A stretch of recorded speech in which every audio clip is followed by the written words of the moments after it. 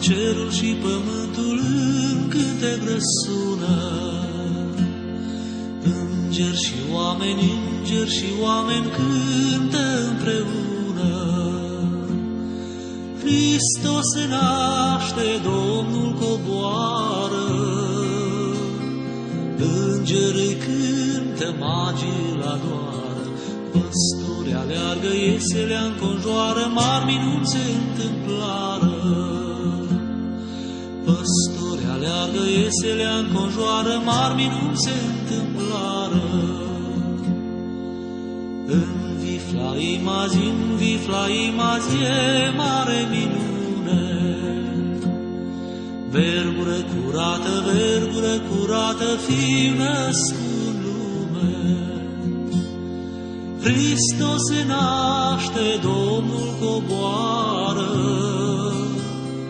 îngerii cântă, magii la doară, păstori aleargă, ieselea înconjoară, mari minuni se întâmplară. Păstori aleargă, ieselea înconjoară, mari minuni se întâmplară. Din răsărit vin magi cu bucurie, cu dar de smirnă, aur și tămâie. Hristos se naște, Domnul coboară,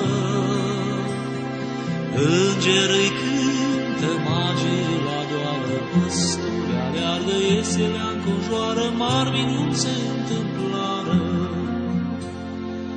Păstori aleargă, ieselea înconjoară, mari minuni se întâmplară. Din cer cuvântul în trup se arată, noaptea din lume zi se face îndată. Hristos se naște, Domnul coboară, îngerii cântă, magii la doară, păstori aleargă, ieselea înconjoară, mari minuni se întâmplară. Păstori aleargă, ieselea înconjoară, mari minuni se întâmplară. Hristos se naște, veniți la închinare. Cu vesel suflet, vesele cântare. Hristos se naște, Domnul coboară,